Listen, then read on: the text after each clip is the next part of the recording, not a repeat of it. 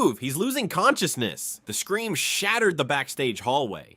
Before anyone could understand what had happened, the metallic scent of blood mixed with the sharp smell of sweat and stage. Smoke as staff members rushed in every direction, their footsteps echoing against the concrete floor. Bright white lights flickered overhead, making every terrified face look ghostly. In the middle of the chaos, Elias lay motionless on the cold ground, his pale blonde hair damp against his forehead as one trembling hand weakly clutched the fabric of his jacket. No, stay with me. Rowan dropped to his knees so hard they scraped across the floor. His shaking fingers searched, desperately for a pulse, while his mind refused to accept what his eyes were seeing. Only minutes earlier, Elias had been smiling under the blinding concert lights, pretending everything was fine. Now he couldn't even keep his eyes open. The ambulance sirens began to wail outside. Every second stretched into eternity. Kai stood frozen several feet away, unable to move. His chest tightened until every breath became painful. He could still hear the argument replaying inside his head. Stop acting like you're invincible. I'm fine. You're lying. Just leave me alone. Those had been the last words they exchanged. Now they echoed louder than the screaming paramedics. A medic pushed through the crowd with a medical bag. Clear the area. The members stumbled backward as oxygen masks, monitors, and emergency equipment surrounded Elias, sticky. Electrodes were pressed against his chest, while another medic checked his pupils with a bright flashlight. Blood pressure is dropping. We need to move now. The stretcher wheels rattled violently across the hallway. No one dared to speak. The 7-year journey they had built together suddenly felt fragile enough to disappear in a single heartbeat.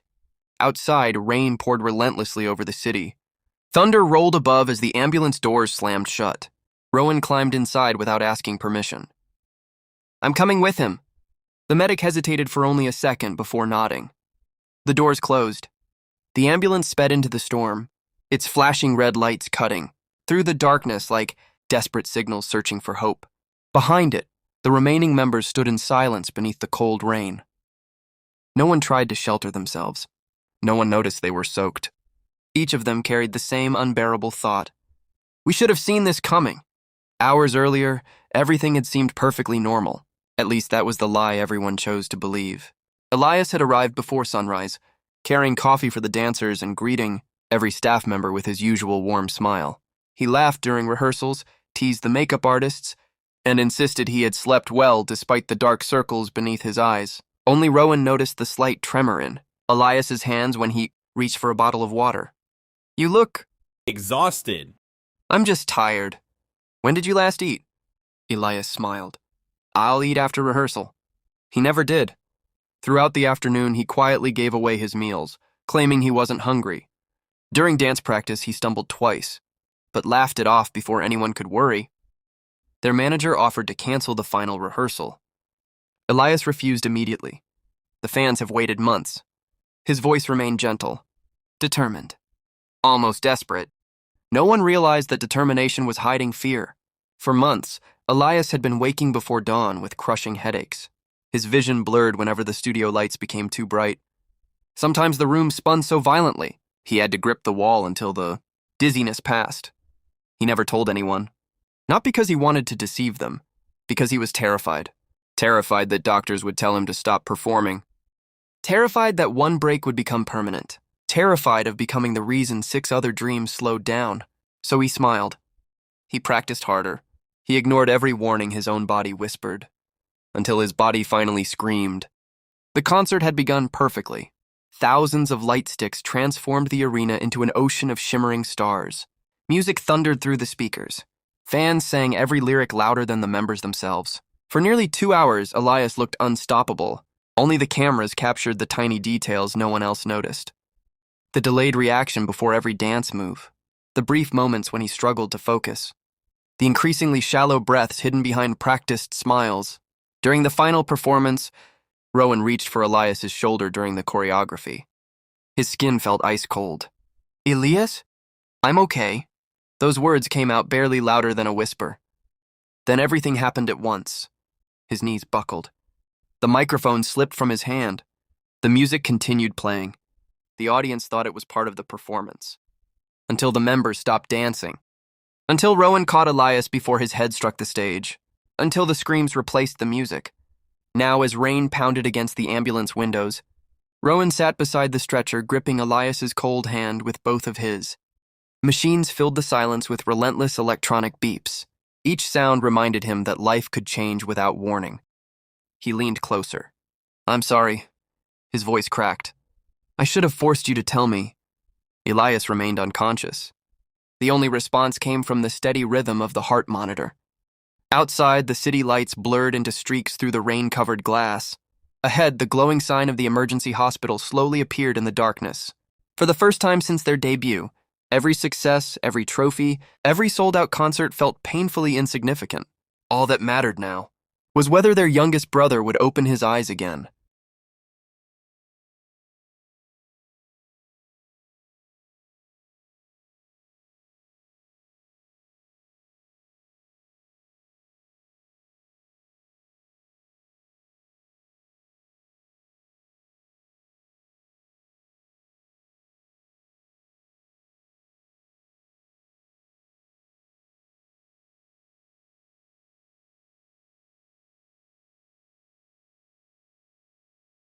The emergency room doors burst open. With a violent, metallic crash as the stretcher disappeared beneath blinding white lights.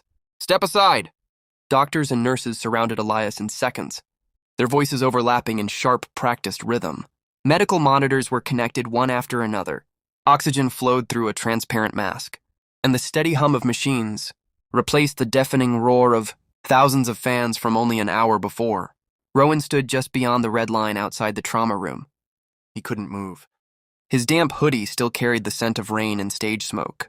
Tiny drops of water slid from his sleeves onto the polished hospital floor, leaving dark circles that slowly disappeared beneath the fluorescent lights. For the first time in years, he felt completely helpless. Kai arrived moments later, followed by Noah, Jace, Min, Theo, and Asher. None of them spoke.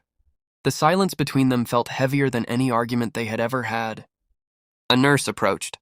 "Only family members are allowed inside." Rowan swallowed. We're his family." The nurse hesitated as she looked at the 7 exhausted, young men standing shoulder to shoulder. She saw the panic in their eyes. She saw the guilt. Softening her voice, she nodded. "Please wait. The doctors are doing everything they can." The automatic doors closed again. Everyone stared at them as if looking hard enough could somehow change what was happening on the other side. Minutes turned into an hour. No one touched the untouched coffee cups someone had quietly placed on the table. No one checked their phones. No one cared that social media was exploding with questions about why the concert had ended so suddenly. Kai finally broke the silence. "I knew." 6 heads turned toward him. His voice barely rose above a whisper. "I knew something was wrong." He rubbed his trembling hands together. "I found painkillers in his backpack last month." The confession landed like a stone in still water. "He told me they were for headaches after rehearsals." Kai laughed bitterly. "I believed him because believing him was easier." Noah lowered his head. "I saw him throwing away his lunch." "I thought he was dieting," Asher admitted quietly. "He looked tired every morning," Min added. "I kept telling myself it was just our schedule." One by one, hidden memories surfaced. Small moments. Tiny warnings. Things that had seemed ordinary at the time. Now every memory felt painfully obvious. Rowan closed his eyes. He remembered Elias sitting alone in the practice room long after everyone had gone home. Music had already stopped. The lights had been turned off. Yet Elias remained there in the darkness, gently stretching his aching legs while staring at his reflection in the mirror. "You should go home," Rowan had said. Elias smiled without looking up. "In a minute. You've practiced enough." "I haven't." "You'll collapse one day." Elias had laughed. "I don't have time to." The memory shattered Rowan's heart, because in the end, he had been right. A doctor finally emerged from the treatment room. Every member stood instantly. "Doctor!" The physician removed his mask, exhaustion visible across his face. "He's stable." The collective breath they had all been holding escaped at once. But the single word froze them again. "His body has been under extreme physical and mental stress for a long time." The doctor glanced toward the closed doors. This wasn't caused by one difficult performance. It was months of exhaustion, months of ignoring warning signs. He was pushing himself far beyond what his body could safely endure. No one spoke. Every sentence felt like another weight settling onto their shoulders. He'll remain under close observation tonight. Whether he makes a full recovery depends on how well his body responds over the next 24 hours. The doctor offered a gentle nod before returning inside. The hallway became silent once more. Kai slowly sat down, covering his face with both hands. His shoulders shook. I kept thinking he'd tell us when it got serious. Rowan stared through the small window in the treatment room door, beyond the glass. Elias lay motionless beneath crisp white sheets, surrounded by softly blinking monitors. For the first time since they had chased the same impossible dream together, Rowan realized something painful. Dreams could be rebuilt, concerts could be rescheduled, awards could be won again. But if they lost the person who had held them together through every failure and every victory, morning arrived without warmth. Grey light filtered through the hospital blinds, washing the intensive care room in muted shades of silver. The rhythmic beeping of the heart monitor remained, the only sound breaking the stillness, as Elias lay motionless beneath the blanket, his breathing steadier than before but still supported by a thin stream of oxygen. Outside the room, not one of the members had slept. Rowan remained in the same chair where he had spent the entire night. His eyes burned with exhaustion, yet every time they threatened to close, he remembered the moment Elias had collapsed beneath the concert lights. The memory jolted him awake again and again. Kai stood by the window, watching the rain finally give way to pale sunlight. I keep thinking he'll wake up and apologize, he murmured. No one answered, because they all knew he would. That was the kind of person Elias had always been. Even when something wasn't his fault, he carried the blame as though it belonged only to him. A soft knock interrupted the silence. The doctor stepped into the waiting area carrying a clipboard. His vital signs improved overnight, she said gently.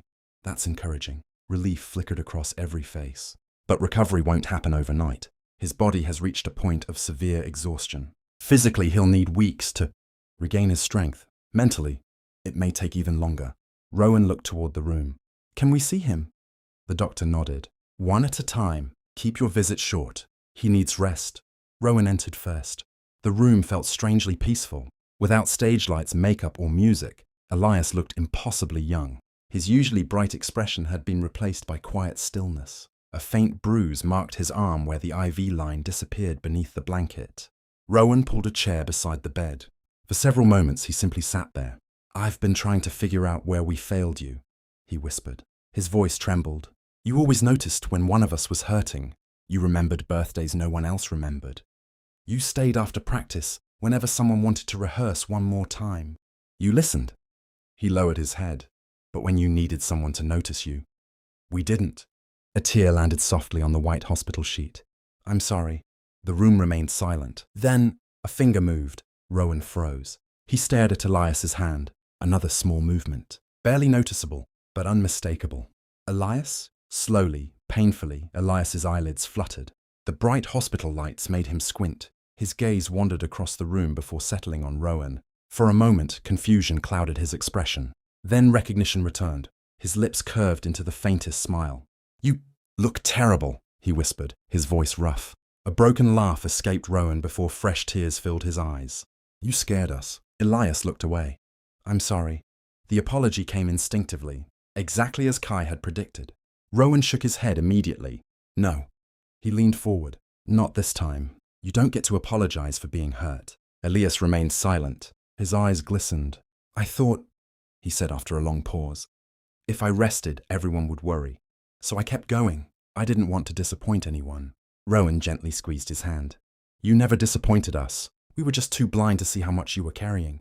Outside the room, the other members watched through the small window. When they saw Elias awake, every ounce of tension that had gripped them since the concert finally began to loosen. No cheers, no celebration, only quiet relief. It wasn't the end of the pain. It wasn't the end of recovery. But for the first time since that terrible night, hope had returned to the room. Not with dramatic words or grand promises, but with a single exhausted smile from the friend they had almost lost. The afternoon sun spilled through the hospital window, painting soft golden lines across the floor. The room was quieter now, no longer filled with the frantic urgency of the night before. The monitors continued their steady rhythm, each gentle beep a reminder that Elias was still here. He had barely spoken since waking, not because he was too weak, because he didn't know where to begin. A quiet knock came at the door. Kai stepped inside first, followed by Noah, Min, Theo, Jace, and Asher. No one carried flowers or gifts. Somehow those things felt meaningless after everything that had happened. For a few awkward seconds, they simply looked at each other. The silence was heavier than any conversation. Then Kai walked to the bedside. His eyes were red from another sleepless night. "I'm angry with you." The words surprised everyone, even Elias. Kai let out a shaky breath. "I'm angry because you trusted yourself to carry everything alone." He paused, fighting back tears. "And I'm even angrier at myself. Because I let you." Elias lowered his eyes. "I didn't want to become a burden." "You never were," Noah answered immediately. "You've been carrying us for years." Noah smiled sadly. "Remember my first showcase? I completely froze before going on stage. You stayed with me for 2 hours until I could stop shaking." Elias nodded faintly. "I remember. You told me that no one should face fear alone." Noah swallowed hard. "So why did you face yours alone?" The question lingered in the room. There was no answer, because the truth was painfully simple. Elias didn't know how to ask for help. For years, he had become the one everyone leaned on. The comforting voice, the steady smile, the calm presence after every difficult rehearsal. Somewhere along the way, he convinced himself that people like him weren't supposed to fall apart. Asher slowly placed a folded piece of paper on the bedside table. "We found this." Elias's expression changed instantly. His heartbeat on the monitor climbed ever so slightly. It was a notebook page, one he had torn out weeks earlier. Rowan unfolded it carefully. The handwriting was unmistakably Elias's. "If I keep slowing everyone down, maybe they'll be better without me." No one spoke. The words seemed to drain the air from the room. Elias shut his eyes. "I wasn't thinking clearly." "You wrote this alone?" Theo asked quietly. Elias nodded. "There were days I couldn't finish rehearsals without feeling dizzy. I thought I was becoming weaker. I thought everyone deserved someone stronger." Rowan immediately shook his head. "We never wanted someone stronger. We only wanted you." Elias finally looked up. Every face around his bed carried the same expression.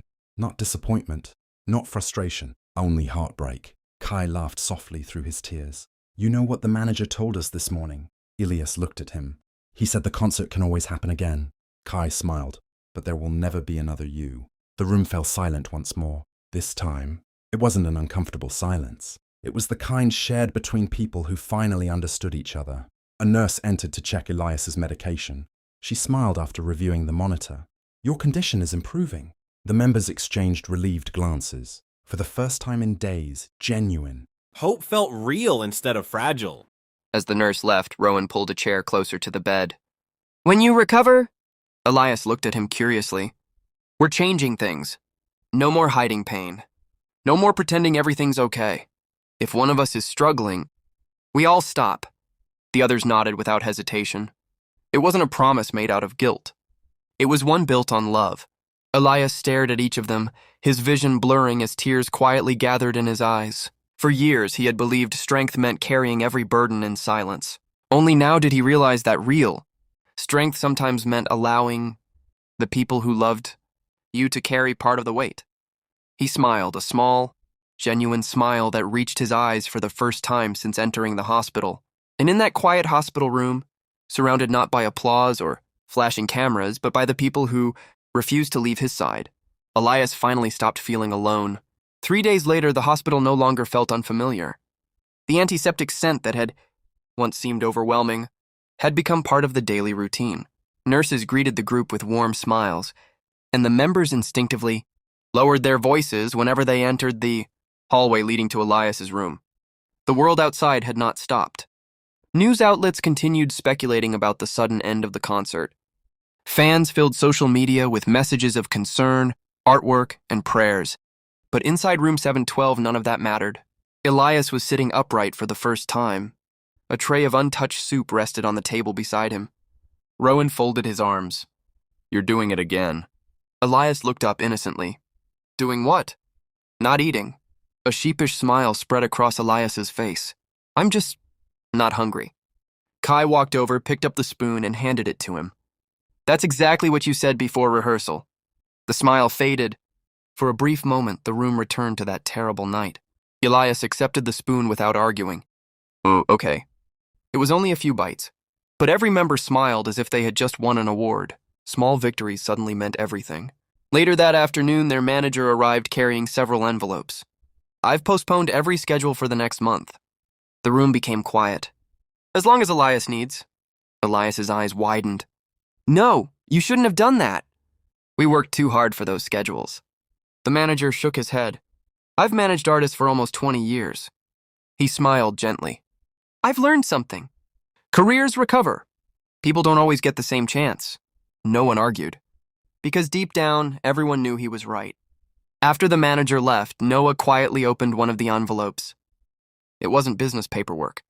It was a stack of handwritten letters. Thousands of them. From fans around the world. We printed a few. He handed the first one to Elias. With trembling hands, Elias unfolded the letter. Dear Elias,